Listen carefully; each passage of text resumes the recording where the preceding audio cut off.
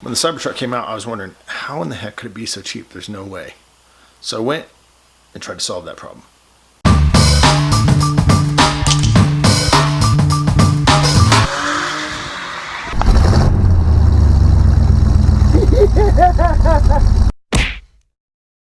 I'm gonna buy a Cybertruck. I'm gonna tell you why. So I like trucks. I use trucks. I've owned trucks. I've driven trucks, and I use them for what trucks are meant for. I use them for hauling firewood. I use them for hauling lumber. I use them for hauling engines that I'm putting into my other project cars. Equipment like air compressors and table saws. These days, I'm driving a sedan, and I've got the muscle truck outside, which is just way more of a project. In a truck, I like driving off-road. It's fun. That's why I like cars, and that's why I like to work on them. EVs are like the ultimate collision of my personal passions and my professional career. My area of expertise is energy storage. All things batteries. I fire test batteries. I performance test batteries. I've taken batteries apart. I've helped design them. So the Cybertruck, its performance is nuts. Even though it's an ugly truck, it's really awesome. The stainless, awesome. I remember my dad and I were cutting firewood one day, and Dad threw a log and missed, and it hit the side of the bed and like put a little tiny nick in it. Just that's stuff that you're gonna do to a truck, and you just gotta get used to it. The tonneau cover, it's integrated into the bed. You know, I think it's a little bit complex, but they're saying that might be a solar panel, and so that means, so I don't drive that often. I work from home a lot. If you park that thing in the sun, it'll sit there and maybe charge up to 15 miles a day. That could be enough to satisfy most of my average weekly demand. There's a bunch of like C channels or J channels in the bed that you can use for like infinite configurations for tie downs. That's another major thing with a truck, is tying stuff down, especially if you haul something tall. The bed's also lit, and the bed has outlets. That's another thing. On my other truck, I used to carry around a little 12 volt DC to 120 volt AC converter, and those things are cheap. They burn out all the time. I just can't stop thinking about the Cybertruck reveal and everything, but Bollinger, just, I can't believe what they did. They did such a bait and switch. They were saying that they were going to make a $60,000 to $70,000 truck, and they come out with $125,000. Boom, they just blew away like most of their accessible market, and they really have to pivot now and make their truck a niche kind of market. Really, they're going after people that are in the G-Wagon crew, and that's what happens when you don't have scale. I mean, they're a niche manufacturer. They're like a kit car manufacturer. Too bad 125K is just out of my league. I mean, I've been saying I want an electric truck for a long time, and the Cybertruck does everything I want and more. So it's 2 years away. I'll figure it out. Ford has released the Mach-E, which is pretty awesome. I think they hit it right on the mark. The Mach-E is a direct competitor aimed squarely at the Model Y. So whatever covert ops research that Ford did, they discovered what Tesla was working on with the Model Y. They came out with the Mach-E. And what I think is really awesome about Ford is that they are taking their two main brands as like sub-brands of Ford, the Mustang and the F-150. And they know that those two brands are at the most risk from the upcoming EV market, and they've recognized that EVs can actually perform better than combustion cars. So they said, here's what we're going to do. We're going to go right at it. Instead of waiting for the threat to come to us, we're going on the offense, and they did. Good job, Ford. And I think what that also shows is that they actually have gone all in. Their chassis for the Mach-E is pretty darn close to a full skateboard chassis. And obviously, in their investment in Rivian, they understand that. Rivian understands that. Rivian's got that platform. And so Ford has learned a lot by creating something that looks like a skateboard chassis that you would normally see with Tesla. And you can see in Ford's version of the Mach-E chassis, it's actually still got a lot of elements of conventional car. You know, there's a lot of junk there around the rear axle, and there's a lot of junk there under the hood. I just think the Model Y is just it's going to be a great car. You know, I have another video on that you've seen. Look at this. I mean, 0 to 60 in 5.2 seconds just for the long range, and that's pretty fast. You get the performance, and you have 0 to 60 in 3.5 seconds and a very usable SUV. Now, $69,000 is pretty expensive, but I just want to give you a point of reference. In I think 2003 timeframe, when the E46 BMW M3 came out, which is still my favorite car ever. That car had a 0 to 60 in 4.5 seconds, and it was a $65,000 car. And I think you can make the Model Y look better than the Mach-E. The Mach-E has this bulbous area in the grille, unless you get the GT where it's blacked out. You go send it over to Unplugged Performance on the way out of the factory, and they'll put for $1,500 this new bumper on the front, and they get rid of that little kind of crest on the Model Y and Model 3s. Head-to-head comparison of the Model Y versus the Mach-E, you get more range with the Model Y for barely a little bit more of a premium. If you're not getting autopilot, it's around 61K, 0 to 60 in 3.5 seconds.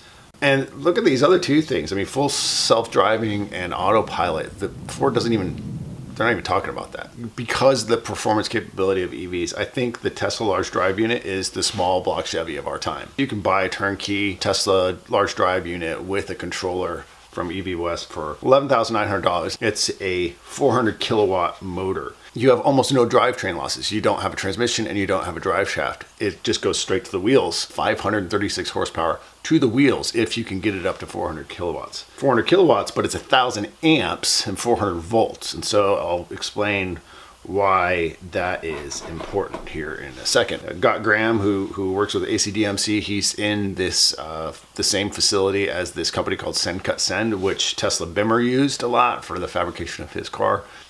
But you got to think about battery technology now. Tesla Bimmer and I think the ACDMC and maybe even the Tesla used Chevy Volt batteries. And the trick with the Chevy Volt batteries is that this is a really well-designed pack. If you look at this cross section here, the batteries are mounted together with aluminum plates in between them, and so it has direct cooling to each pouch cell. These are LG pouch cells. A battery can be extremely tolerant to high current if you manage the heat well.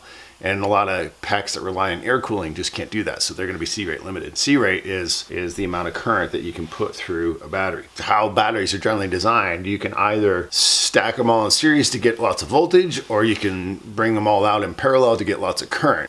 And conversely, that means that if you're targeting a peak current, you are putting less current burden on each of the cells, so you can lower the net current that each cell has to output in order to get your target. There's an engineering optimization in the series parallel architecture that's really important. Go back to looking at the Tesla large drive unit. Remember, it's 1,000 amps, 400 volts to get the peak power out of that motor.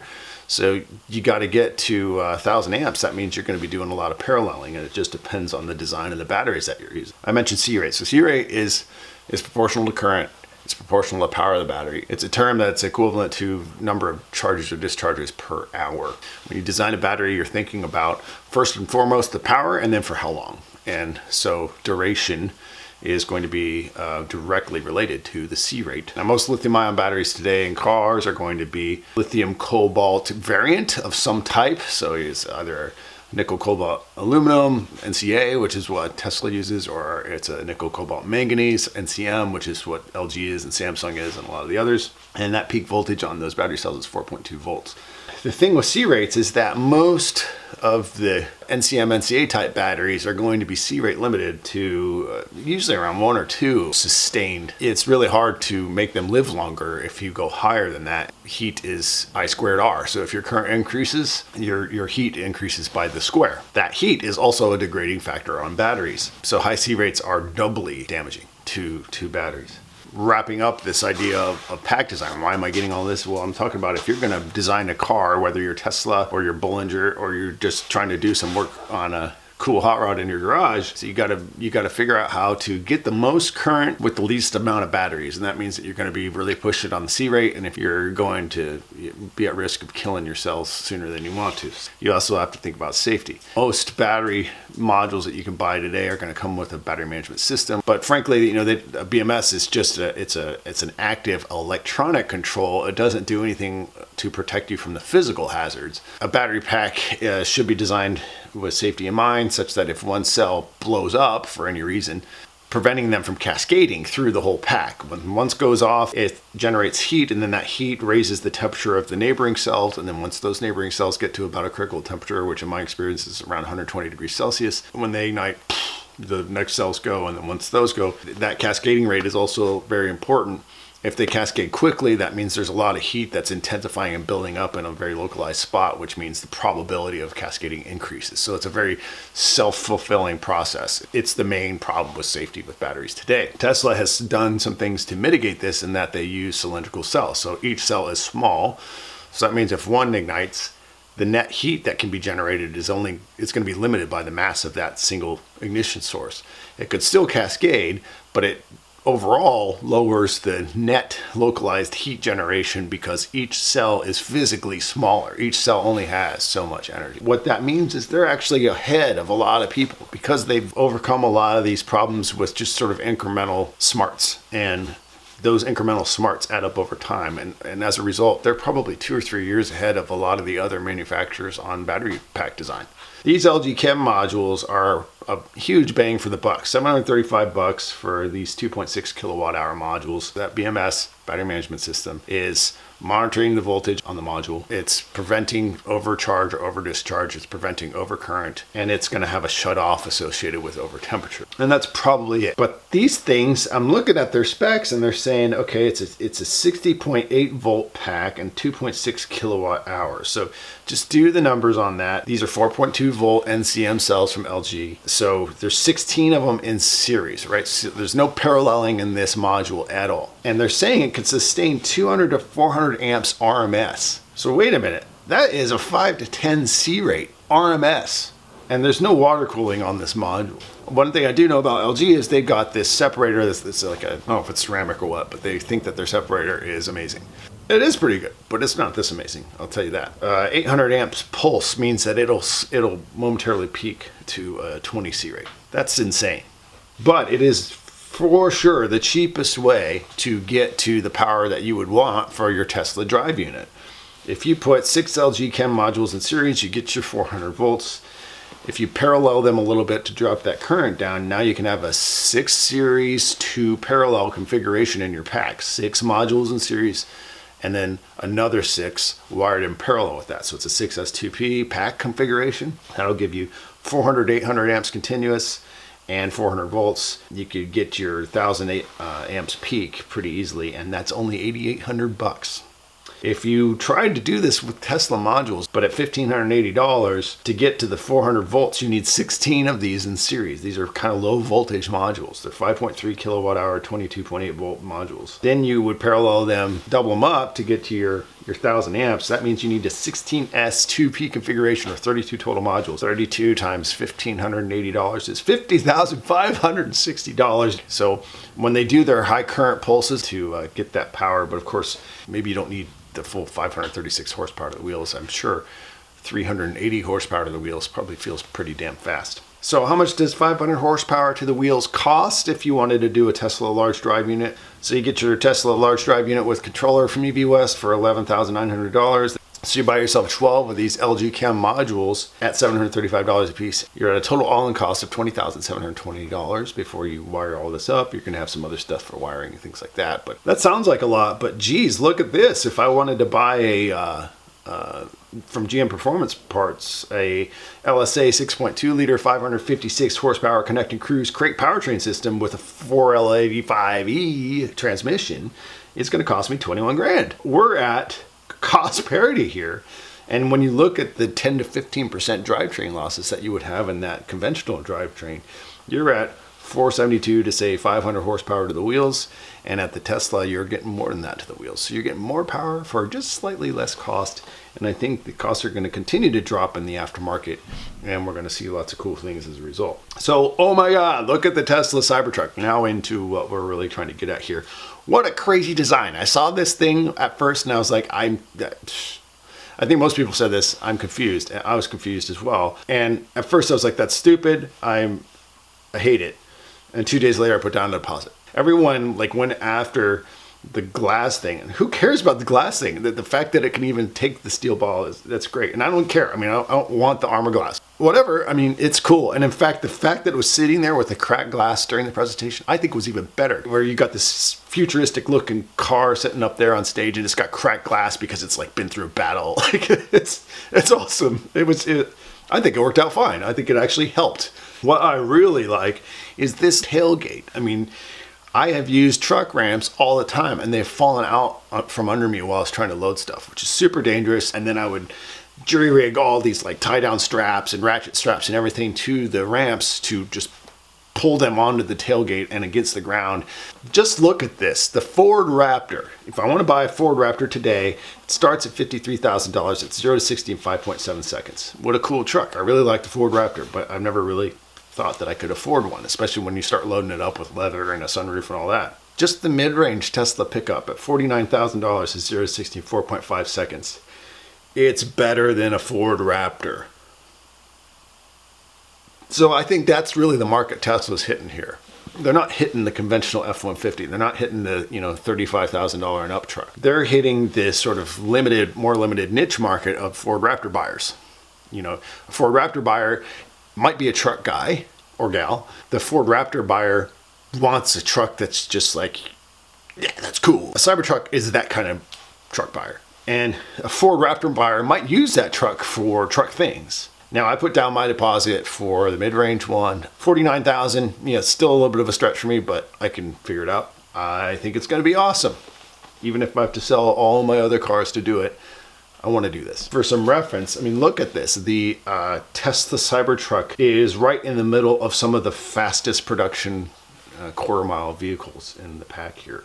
It's faster than a Bugatti Veyron. That's the 2.9 second Cybertruck. Now I'm gonna get a little bit into cost because I was looking at the Cybertruck cost and I was trying to figure out how can they do this. Are they trying to crack into the truck market at a loss? Because this has been what GM's been doing. Even the Volt was a loss. Even the Bolt is still a loss, and that's probably why GM's efforts have been kind of lame to date. So I did some analysis and I took the 2012 Chevrolet Volt, the 2017 Chevrolet Bolt, the 2018 Tesla Model S, the 2019 Model 3, the 2021 Cybertruck, and then the future 2021 Model Y. And I just wanted to show what's going on here in the EV market that's changing. So first of all, pack costs have gone way down. Maybe I gave GM a little bit of credit, a little bit too much credit, but in 2012 I assumed that their pack cost was $500 a kilowatt hour.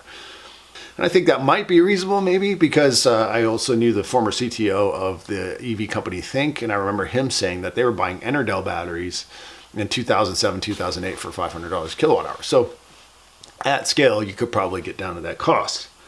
Now, what's really cool is just to see how much pack costs are dropping, and Tesla in particular has a huge advantage. Now, in 2017, GM made an announcement that they were sourcing their batteries from LG at $145 a kilowatt hour. So that's where this 145 comes from with the Chevrolet Bolt. I have every reason to believe, with quantitative evidence from what I've seen in the industry and how long I've been in the industry, that they are at least getting their packs to themselves at a cost of at least that $145 a kilowatt hour threshold, probably less by now, probably in the 120 to 110 range. So let's say it's 110 for the Model 3. I'm thinking they're going to be under $100 a kilowatt hour by the time the Cybertruck comes out, which is not impossible to think of. So what that means is that as the technologies progress, it means that the cost of the battery, the net cost of the battery is decreasing, which means as a percentage of the cost of the car, it's decreasing. Now, as you take away that percentage of the cost of the car, you leave headroom for other stuff. You could see that for the Volt, the cost of the battery was at least 21% of the car or so. I'm assuming that the Bolt is like 12% loss. They said it's a loss. I don't know how much a loss it is. How much can they tolerate? At least starting with the battery cost, which I'm very confident in, I am taking some guesses at the cost of the electric motors. And Tesla's, just like the batteries, they've done a lot of their own design to get their own motor. And so I'm assuming that Tesla's going to also get really competitive on motor costs. And if you look at the 2018 Model S, I'm assuming that their motors for like a dual motor all-wheel drive would be maybe $22,000. And for a high-end car, now you can let those motors be more of a fraction of the cost. If you look at, say, the Volt, I'm assuming the motor was 26% of the total car's cost, and the Bolt, it was maybe 21%. Well, in the Model S, it's, say, 27%, which is sort of the same ratio of the Volt, but you're talking about a much more expensive high-end market car. But then if you look up at the Cybertruck, so in the last year or so, Tesla has done some amazing things with motors. They did with the Model 3. The Model 3 motor is a permanent magnet motor. It's much more efficient. And supposedly they're putting it into the Semi. If they're taking this mass market motor that's really capable, I mean, again, this is kind of like the small block Chevy mindset, right? You take a small block Chevy and you have a bunch of different kinds of displacements in it, but generally it's the same block and the same heads, just with different bore.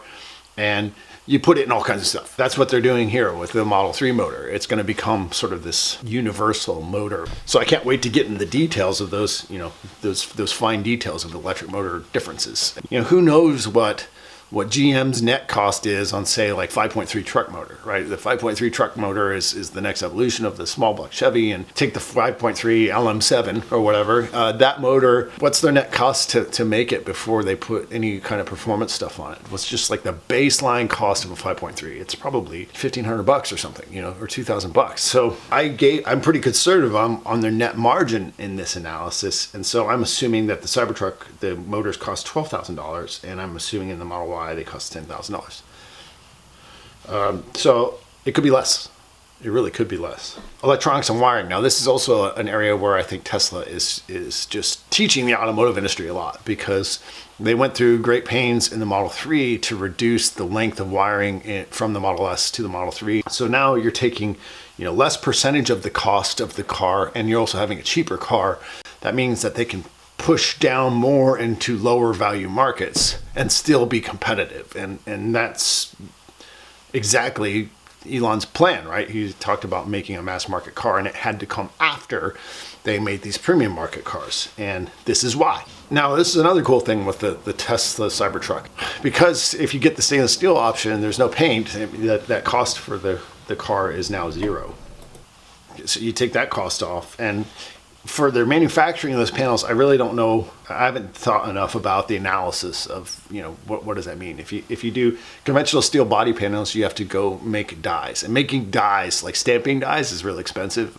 And that's a long-term investment. And you have to think about how many parts you're going to put through that die, how much, there is going to be some maintenance on the die.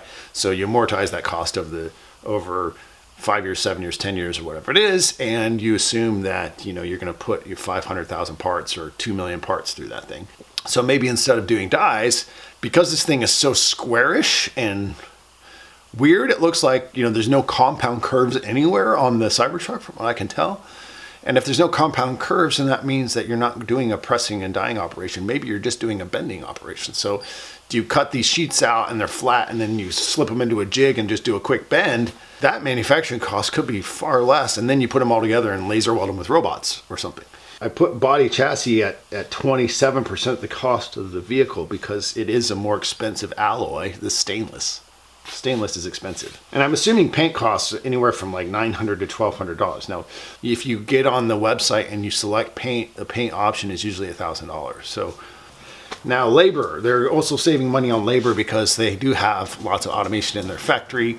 And I'm also assuming the fact that GM and the big three in Detroit have really entrenched themselves into an unfortunate labor cost situation because of their negotiations and agreements with the unions. I'm assuming that Tesla has a cost advantage there, because they don't have to make compromises to the unions, I'm assuming. Who knows? Maybe not. I don't know. But let's just assume there's an advantage there. R&D costs, of course, over time are going to be less per vehicle. That early on, you make the investments in the first generation of the vehicles, and all the R&D costs is embedded in there, and also that's going to contribute to losses for GM's case. What? Logistics, they don't have a dealer network. Now, I don't know what it costs to negotiate with dealers, but that's got to add complications. Now, early on, Tesla's logistics were actually kind of insufficient, right? They were having a lot of troubles with getting the Model 3 deliveries out because they were bottlenecked in the logistics and the delivery side. And they're going to get better with that over time. The marketing and sales, Tesla doesn't really have any marketing and sales other than, they pay for like this event. So what this comes down to is like the net margin that they have. I'm assuming right now it's fairly modest. On the Model 3, I'm giving them a 4.1% margin. Now, I know that there were some independent teardowns from Monroe and Associates, and they said 30% margin on the car is totally possible. Tesla's profits kind of bounce up and down every quarter, and you can't really point to a line item on their last quarterly profit posting that says this is all Model 3 profits. So I'm giving them like an average, let's say 4% just by adding up these numbers. This is a attempt at trying to get down to their bottom line margin, and so let's give them 4% just to be conservative. At least break even, okay? So how are they going to get to, how can they afford to give the market the Cybertruck for this cheap? Well, I think this is how, and therefore I'm assuming that you can get at least a 4% margin on the Cybertruck, if not better. And you can just see over time, that's the plot of margin over time, and even the 2017 Bolt is still losing money while Tesla's well on path to make profit. And so when all the big automakers from Detroit criticize Tesla, they're coming from just the wrong place. They're saying, well, in the way that I build cars, you can't do this. Exactly.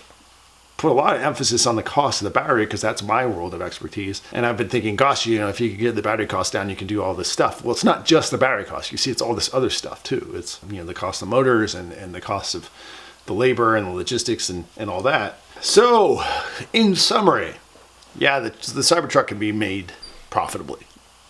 And I'm surprised to find that, but it can. We are at cost parity for hot rods. You can build now a hot rod with an electric drivetrain that's going to have the same or better performance than it would if it had a conventional. Thanks for watching. This is David Hill, Solve Fix Build. I hope that you have had a great holiday and you're going to have more good holidays ahead of you. Thanks for watching. Comment down below if you have any thoughts or suggestions on either this content or anything else I do with this channel. If this is your first time on the channel and you like what you see, go ahead and subscribe. Thanks for watching. Appreciate it.